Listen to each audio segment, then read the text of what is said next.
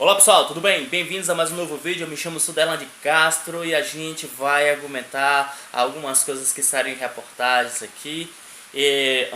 Antes aí teve o pronunciamento do presidente Bolsonaro com o Donald Trump. Eu vou até dar uma olhada como foi isso, o que realmente pode beneficiar o Brasil, né? Mas antes disso eu quero falar de umas coisas que estão acontecendo aqui nas reportagens, que é bem interessante que todo mundo possa saber o que está rolando, ó.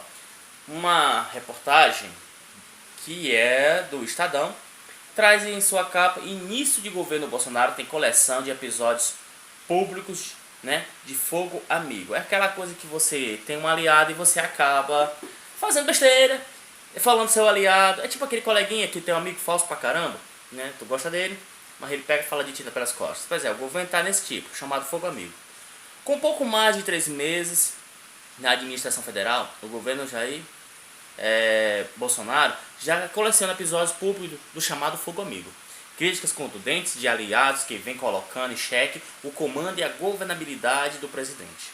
Um dos casos mais recentes envolve o escritor Olavo de Carvalho, considerado guru do bolsonarismo. Em evento dos Estados Unidos no último sábado 16, ele chamou o vice-presidente Hamilton Mourão de idiota por viajar em São Paulo para um encontro com o governador João Dória enquanto assume o cargo de presidente interino, né? Olavo tem criticado com frequência os militares do governo. No mesmo evento ele afirmou que aquele bando de milico que o cerca é tudo um bando de cagão, que tem medo da mídia, e reiterou que o presidente não pode confiar nos que o cercam. Ou seja, Olavo de Carvalho deixa bem entender que o exército brasileiro não é confiável, já que dos 8 ministros que tem lá, todos são generais, né? A apuração do Estado levantou que quase um terço das postagens de Olavo de Carvalho no Twitter são utilizadas para atacar o núcleo militar do governo, liderado por Mourão. Nas mensagens, o escritor alimenta e especula que o vice atua para derrubar o presidente Jair Bolsonaro, né? O famoso golpe, aquele que foi aplicado lá na Dilma Rousseff. Pois é, o Olavo de Carvalho, ele não poupa as críticas em cima dos militares, dos ministros. Ele tem realmente uma rixa muito forte com o vice-presidente Hamilton Mourão. Que se eu fosse o Hamilton Mourão, porque o cara é muito educado, eu já tinha mandado para PQP o Olavo de Carvalho, né? E falando de Olavo de Carvalho, né, na segunda-feira aí, na TV Cultura, né, no Roda Viva, o presidente do Senado, Davi Alcolumbre, reprova a influência de Olavo de Carvalho não está fazendo bem ao Brasil, né? O presidente do Senado, Davi Alcolumbre, que é do DEM, partido de Rodrigo Maia, reprovou a influência do filósofo Olavo de Carvalho na condução do governo de Jair Bolsonaro. Veja bem a atenção, né? Olha, o DEM, como é um partido que vem crescendo há muito tempo, ele já teve em seu momento aquela situação de quase desaparecer, e hoje ele ocupa as duas principais presidências da casa, né? A Câmara de Deputados com Rodrigo Maia e o Senado com Davi Alcolumbre. Em entrevista ao programa Roda Viva da TV Cultura na noite desta segunda-feira, ele declarou que essa relação prejudica o Brasil, pois o Olavo não está no dia a dia das decisões políticas e faz manifestação em relação ao próprio governo que ele já faz parte. Não. Alcolumbre afirmou que ele e o presidente da Câmara, Rodrigo Maia, não permitirão que Olavo de Carvalho jogue contra o Brasil. Então você vai ouvir o vídeo, né, essa parte que quando ele fala isso no programa Roda Viva. É a metodologia que foi adotada pelo presidente da República. O que eu posso falar para você é que isso prejudica muito o Brasil nessa relação. Não pode uma pessoa que não está vivendo a nossa realidade, não está no dia a dia das decisões políticas do parlamento, fazer essas manifestações em relação ao próprio governo que ele faz parte. Ele tem influenciado muito parte do governo do presidente Bolsonaro, como sempre influenciou. Agora, jogando contra o Brasil, nós não vamos aceitar. O parlamento brasileiro tem maturidade política suficiente de entender que a independência e a harmonia serão prioridades na nossa condução. Da minha parte e do Rodrigo Maia, porque eu escuto do Rodrigo ele falar em relação a essa harmonia. Mas a independência do parlamento, ela será colocada à prova todos os dias. O governo tem que entender que o parlamento brasileiro não é um puxadinho do Palácio do Planalto. O parlamento, o Senado e a Câmara dos Deputados têm a sua autonomia, têm a sua independência, e me referindo diretamente a esse escritor, ele não está fazendo bem para o Brasil com essas manifestações. Bom, como você viu, Davi Alcolumbre fala que Olavo de Carvalho não vai jogar contra o Brasil e o parlamento brasileiro tem maturidade política suficiente de entender que a independência e a harmonia serão prioridade em nossa condução. Não é de agora que o Olavo de Carvalho ele é uma pessoa que ele tem seus paradigmas e problemas com questões de certos detalhes políticos.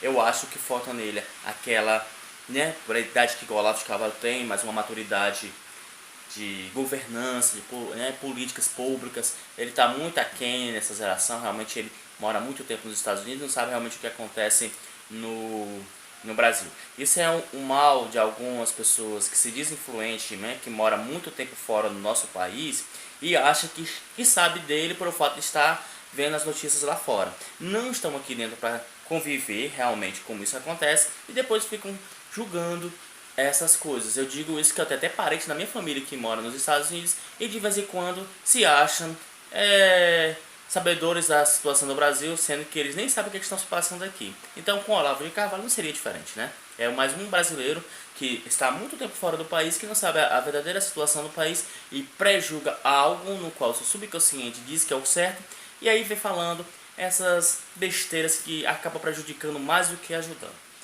Você quer ver um exemplo? Em outra reportagem pelo Estadão, Guedes cobra coerência de Olavo em jantar. O ministro da Economia Paulo Guedes tentou em encontro em Washington domingo cobrar a coerência do escritor Olavo de Carvalho, conforme o relato feito por ele às pessoas próximas. O gesto foi uma tentativa do economista de mostrar o risco da postura de Olavo para a administração que ajudou a formar. O ministro da Economia, Paulo Guedes, tentou em encontro em Washington no domingo cobrar a coerência do escritor Olavo de Carvalho, conforme relato feito por ele às pessoas próximas.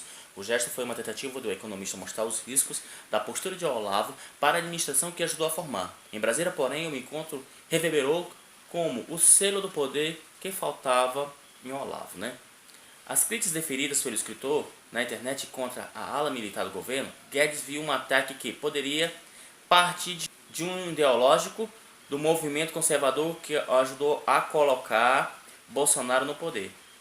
Pariu e não quer responsabilidade, indicou um ministro e em menos de 2 meses quer derrubar, então indicou mal. Não é mesmo? Disse Guedes a um interlocutor.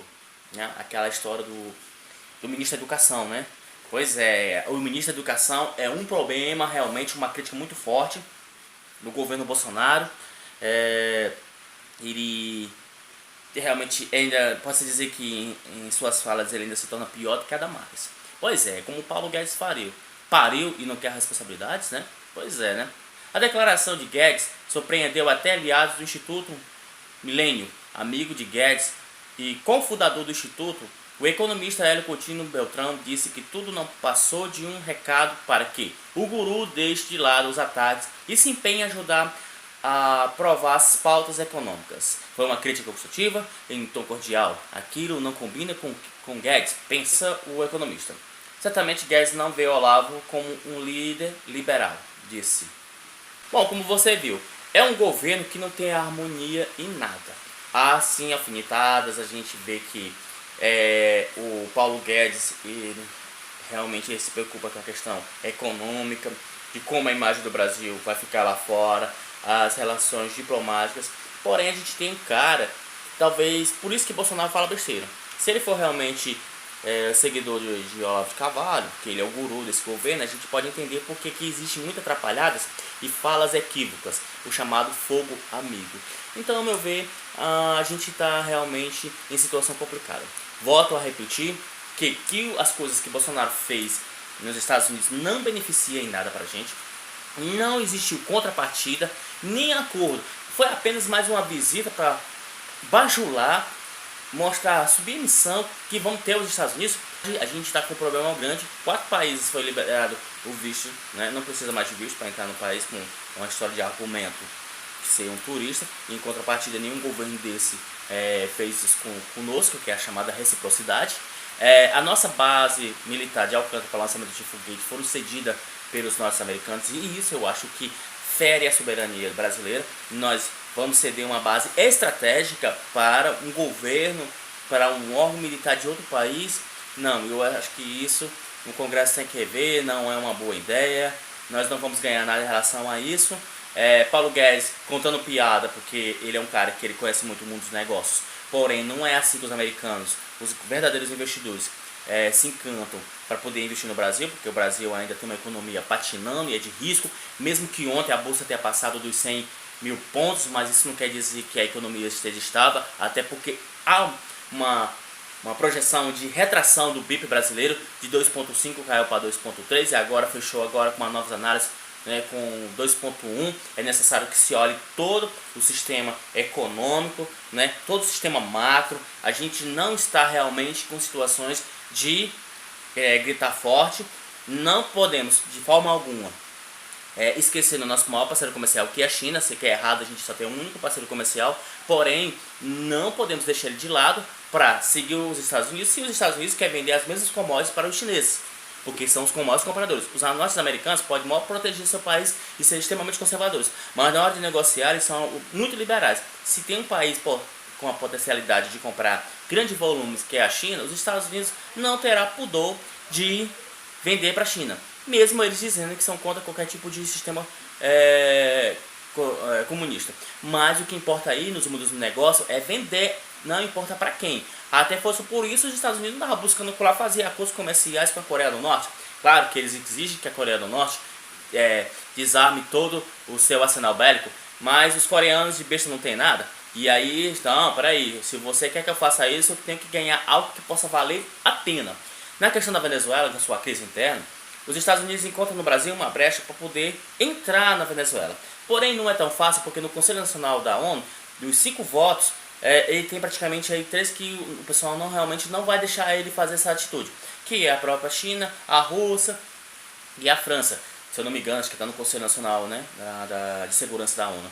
E aí ele não encontra realmente argumentos para poder invadir a Venezuela, porque senão ele já teria feito isso há muito tempo. Essa briga não é de agora, mas e tudo isso é questão de quê? Da exploração do petróleo da Venezuela.